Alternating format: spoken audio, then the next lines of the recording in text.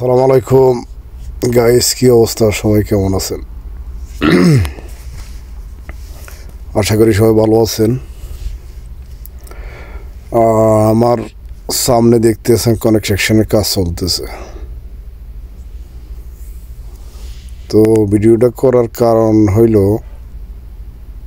আমরা বাংলাদেশ থেকে অনেকেই কোনো কিছু না শিখেই বিদেশে পাড়ি জমাই। এই যে দেখতে আছেন, একটা বলকের গাড়ি, একটা বলকের গাড়ি।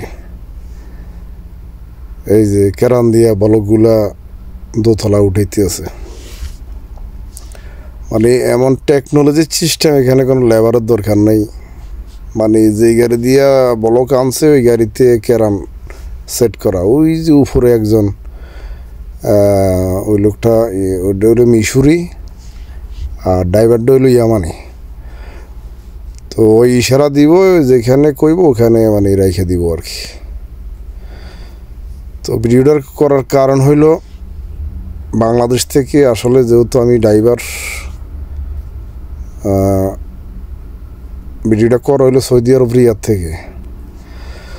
তো আমি বিভিন্ন জায়গায় যাই, আর আমগো বাংলাদেশি আসলে কষ্ট দেখা নিজের কাছেই খারাপ লাগে আর কি।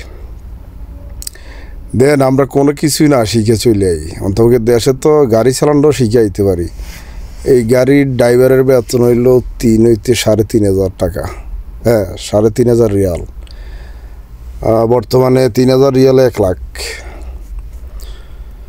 তো আপনি কাজ শিখে আইতে, তারপরে গাড়ির ড্রাইভার, কেরানের ড্রাইভার বা এই কনস্ট্রাকশনের কাজ যারা জানে, এটা একটু হার্ড ওয়ার্কিং, কিন্তু পয়সা আছে। যাক, ভিডিও অনেকের যারা বাংলাদেশ থেকে দেখবেন তাদের হয়তো উপকার আসবেন, আর যারা বিদেশে আসতে চান কাজ শিখে আসবেন ভাই।